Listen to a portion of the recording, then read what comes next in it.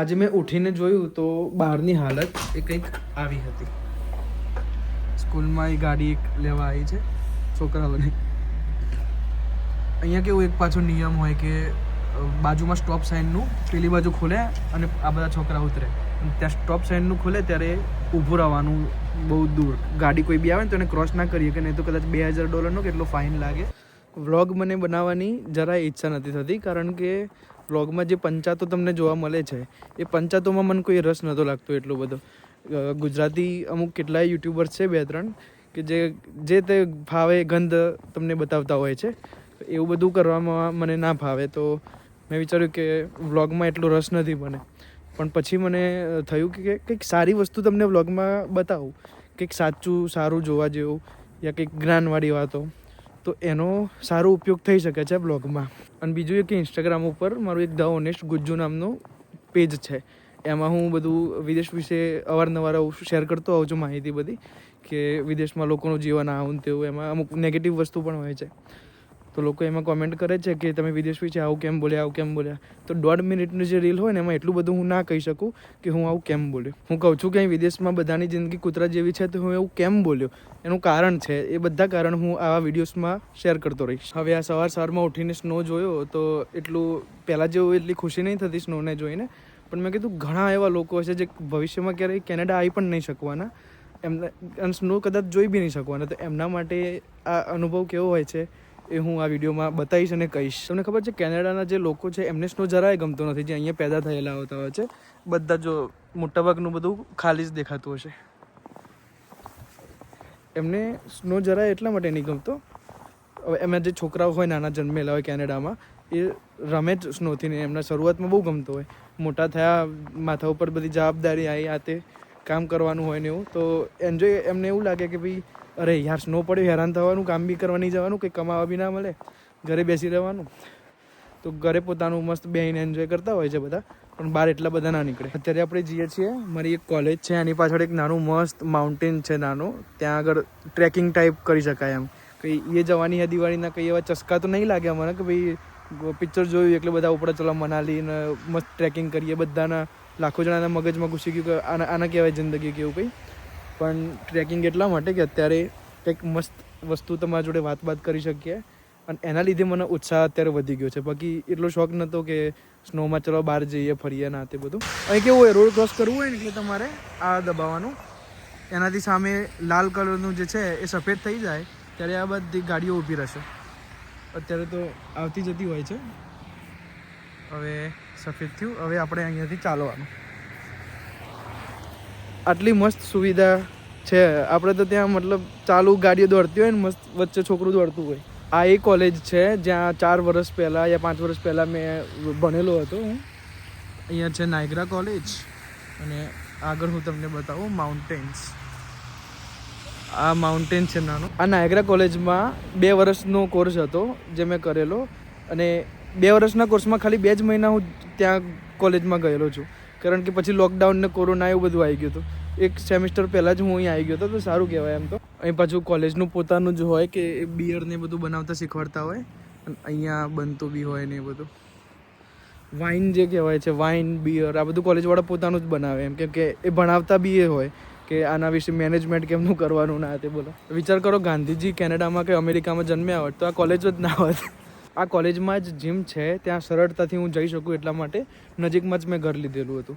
અને નજીકમાં જ્યારે ઘર લીધું કેમ કે કોલેજના જીમમાં જઈ શકું ત્યારે અચાનક લોકડાઉન થઈ ગયું તો ક્લાસ બાસ બધું ઓનલાઈન થઈ ગયું. નજીક રહેવાનો કોઈ એટલો ફાયદો ના થયો. પણ આ મેદાનમાં ઉનાળામાં હું દોડવા આવતો હતો. એમાં અહીંયાથી આમ સીધું ચક્કર વચમાં તળાવ છે, અહીંયાથી ચક્કર મારીને ગોળ ફરીને આમ દોડતો હતો રોજ. મને એમ કે જીમમાં તો ના જવાયું પણ કોલેજની પાછળ નાનું જંગલ ટાઈપ છે એનો જ ફાયદો લઈ લો, રોજ આમ જ દોડીશ. આ બહુ જ મસ્ત રસ્તો છે. અહીંયા ઉનાળામાં આખું લીલું છમ અને વચ્ચે તમે ચાલી શકો એમ જાણે સ્વર્ગ ઉતરી હોય. થોડા ટાઈમ પછી જ્યારે પાનખર ઋતુ આવે ત્યારે રંગબેરંગી પાંદડાઓ થઈ જાય આજુબાજુ. અત્યારે બધા સુકાઈ ગયા. અહીંયા હું હવે ચાલતો તમને મારા બધા અનુભવ કહીશ. અમુક લોકો કહે કે ત્યાં જે ગયેલા હોય છે એમાંથી કોઈ અહીં પાછું નહીં આવતું. અને અહીંયા પણ હું કોઈને કહું કે મારે PR નથી લેવા ત્યારે મને એ રીતે જોઈએ કે જાણે હું એલિયન ના હોય કે બીજા ગ્રહ ઉપરથી આવે. PR તારે નહીં લેવા, મતલબ એ એમનું આખું જિંદગી જ અહીંયા PR માટે સેટ કરીને આવ્યા છે. અને એટલા માટે કદાચ એમને આશ્ચર્ય થતું હશે કે ભાઈ કોઈ એવો મળી ગયો જેનો PR લેવા નહીં. અમુકને કંઈ પૂછે કે ભાઈ કેમ નહીં લેવાના તે. હું બધાને પછી બેસીને લાંબી ચર્ચા કરું છું.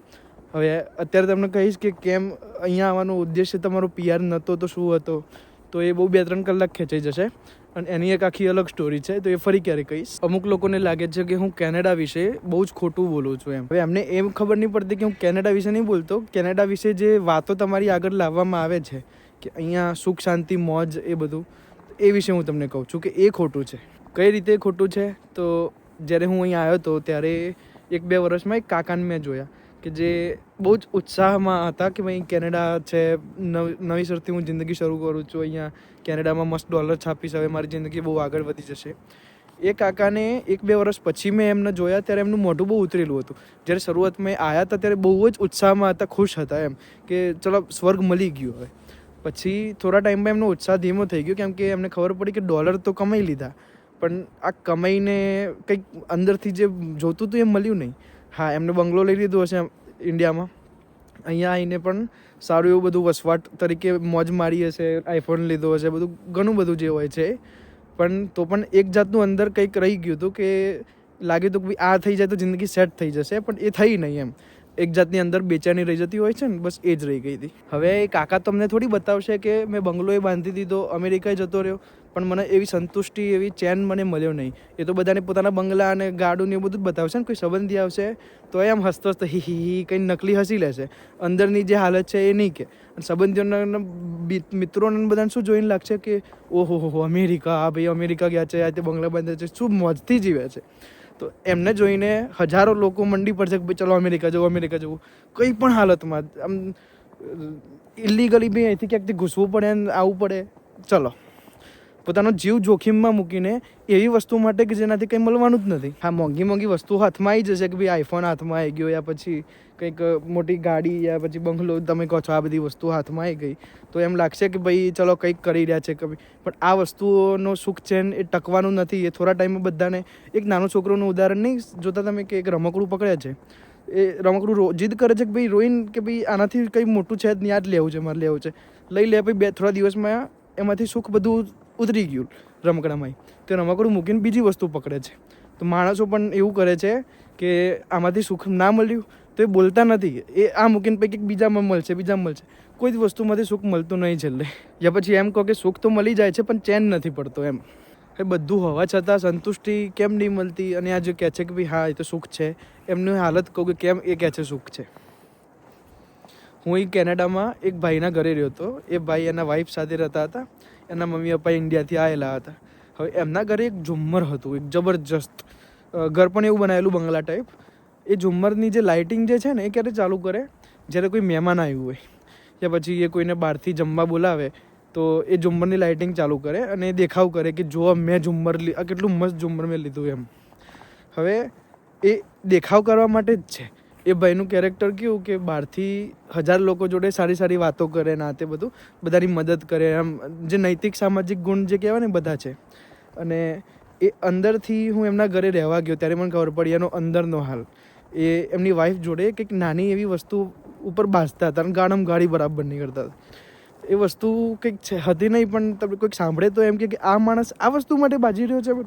આટલા એનો ઝઘડો તમે જોયો હોય, તમને લાગે કે આટલી હલકી જિંદગી આ લોકો જીવી રહ્યા છે એમ કે ભાઈ કે કંઈ કહેવા માટે બધું છે કે ભાઈ કેનેડામાં સારી એવી નોકરી છે, ઘર છે, પણ અંદરથી એમને લાગી નહીં કે ભાઈ એમને જિંદગીમાં કંઈ ઉખાડ્યું છે એમ. એટલા માટે હવે કોઈ મને કહે ને કે આ જો આ સારી જિંદગી જીવી રહ્યા છે કેનેડામાં યા અમેરિકામાં, હું કહું છું કે 24 કલાક એમની ઉપર તમે નજર રાખો છુપાઈને કે એમની જિંદગી કેવી છે. એકવાર તમને ખબર પડી ને કે આ માણસ આવી જિંદગી જીવી રહ્યો છે આવું હોવા છતાં, યા પછી મનથી આટલો બધો દરિદ્ર છે, આટલા બધા પૈસા યા ડોલર કમાઈ લીધા હોવા છતાં, તમને લાગી જશે કે ભાઈ ડોલરમાં બંગલામાં કંઈ જ મૂક્યું નહીં.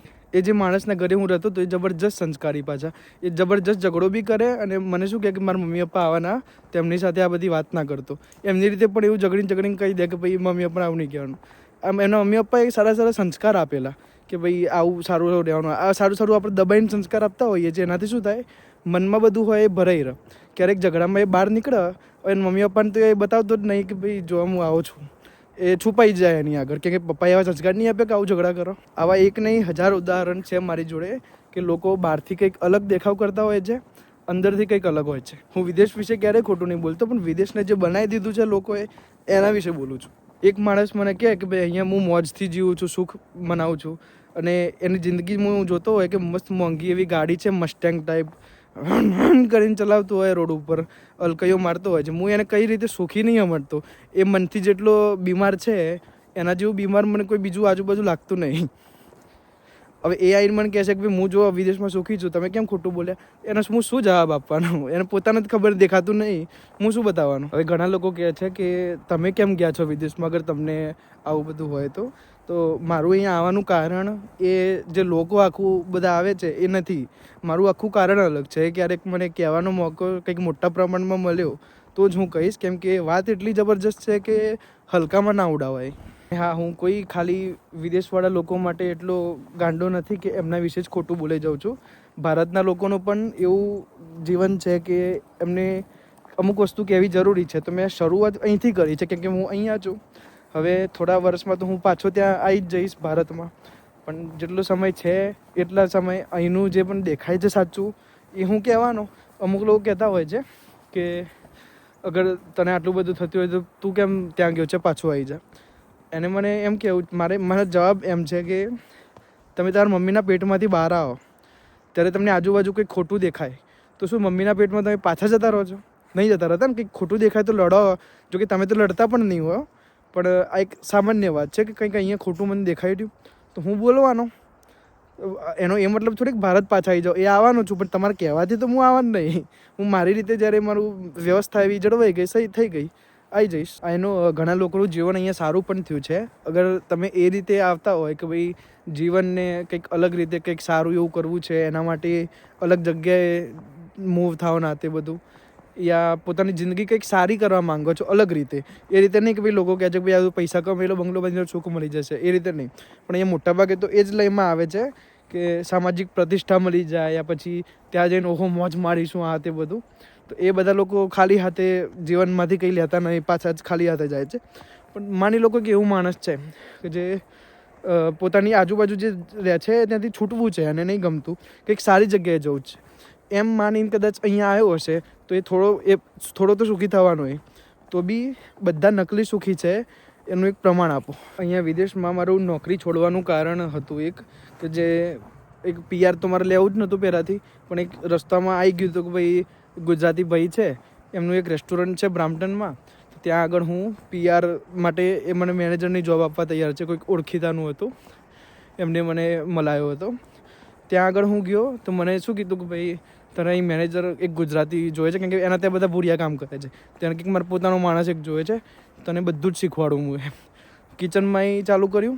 કિચનમાંથી તને કીધું કે ભાઈ પેલા બહાર જે છે ડ્રિંક કરવાનું આ તે બધું એ શીખવાડીશ. એટલે ડ્રિંક કરતા નહીં, ડ્રિંકનું જે બધું જે હોય છે તે સિસ્ટમ એ બધું રેસ્ટોરન્ટની બધી જ મને શીખવાડશે. મેં કોર્સ પણ એ કરેલો હતો. ત્યાં મેં ચાલુ કર્યું ત્યારે શરૂઆતમાં મને કિચનમાં એક જીવ કાપવા આપ્યું. એ દરિયાઈ જીવ હતું એક, એની પૂંછડી કંઈક ખેંચવાની આવે કે એવું કંઈ હતું. ફ્રોઝન હતું, મરેલું હતું, પણ મારી હાથમાં તો એક જીવ છે ને એવું મને થયું. મેં કીધું આવી જગ્યાએ મેં કીધું કામ હું ના કરી શકું, અને આ વસ્તુ જે થયું એને ઇગ્નોર પણ ના કરી શકું, કેમ કે આવું વેચાઈ રહ્યું છે, લોકો ખાઈ રહ્યા છે, મતલબ કંઈક ખોટું છે.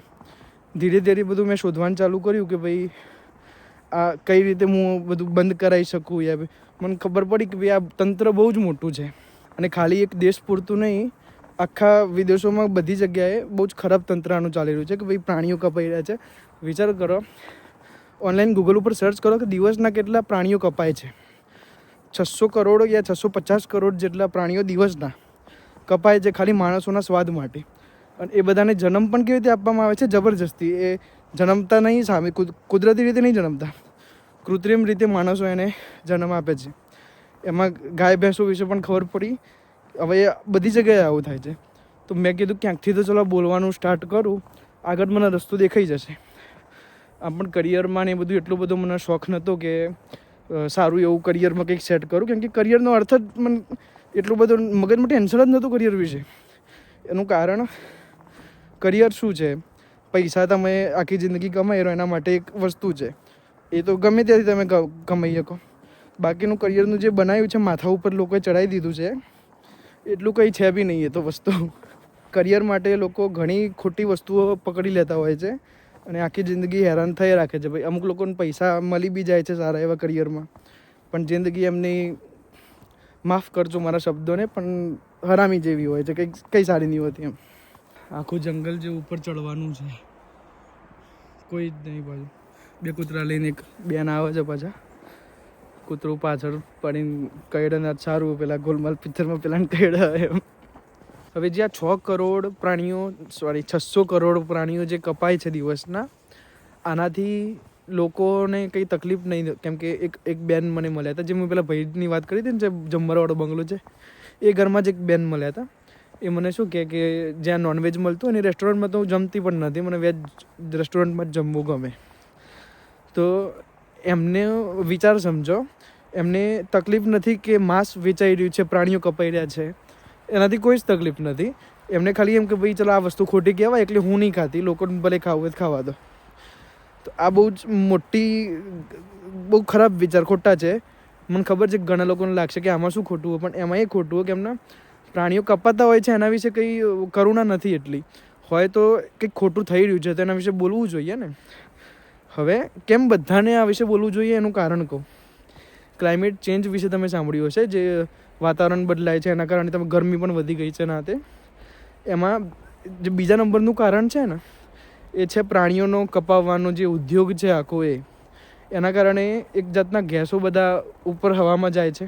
વિચાર કરો, આ જમીન જેટલી છે એની 70% 80% જમીન એ એટલા માટે ત્યાં ધાન્ય ઉગાડવામાં આવે છે કેમ કે પ્રાણીઓને ખવડાવી શકીએ. કયા પ્રાણીઓને? તો એ પ્રાણીઓને કે જેને માણસ ખાવાના છે. તો આ બધી પ્રોસેસમાં જે એક ટાઈપનો મિથેન અને કાર્બન ડાયોક્સાઇડ ટાઈપનો ગેસ એ હવામાં છૂટે છે.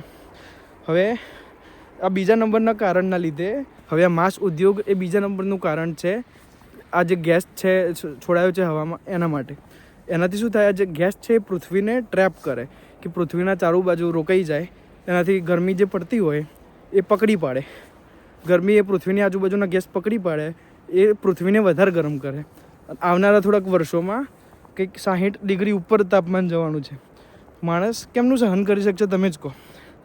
આ બધા કારણો તમારા સુધી લાવવા દેવામાં નહીં આવતા. મને ખબર પડી છે તો ધીરે ધીરે હું આ વિશે બોલવાનું ચાલુ કરીશ. સ્નોમાં તો કેવું, પહેલી વાર કોઈક એન્જોય કરે ત્યારે એવું થાય કે ભાઈ ઉડતા હી ફિરું ઇન હવા હવા મેં કંઈ નહીં હોય. તો પહેલાં નશા, પહેલાં ખુમાર, એવું બધું. થોડા ટાઈમ પછી સ્નોમાં ફાટવા માંડે કેમ કે ઠંડી એટલી બધી વધી જાય ને એવું. અત્યારે કંઈક -4 યા -3 ડિગ્રી એવું કંઈક હશે. એમાં કેવું કે ભાઈ બહુ પવન બી નહીં વાતો, એટલા માટે બહુ ઠંડી ના લાગે. અમુક વાર બહુ ઠંડી લાગે ને એના લીધે -20 જેવું ફીલ થાય આમ શરીરમાં, તો બહાર ના નીકળી શકાય. તો કેવું, વધારે સ્નો પડે છે પણ એટલી બધી ઠંડી નથી. અમુક વાર એવું હોય. જો જગ્યા આખી, જો સ્નો નજીકથી બતાવું. એન્જોય કરવા માટે સારું છે. પહેલી વારમાં કોઈ પણ તમારે એન્જોય, મતલબ જે સારું ફીલ થતું હોય ને કે ભાઈ વાહ આમ સ્નો ના તે બધું, તો જીવનમાં બધી જાતના અનુભવ લેવા જરૂરી છે. પણ એ અનુભવ માટે વેચાઈ જવું એ જરૂરી નથી. મેં પેલું જે નાના છોકરાવાળું ઉદાહરણ તમને આપ્યું હતું કે ભાઈ રમકડું શરૂઆતમાં એને ગમે છે ને પછી નહીં ગમતું, એના માટે બીજું રમકડું પકડવા જોવે છે. એ છોકરું સમજી લો મોટું થઈને એને કરિયરનું રમકડું પકડાઈ દેવામાં આવ્યું.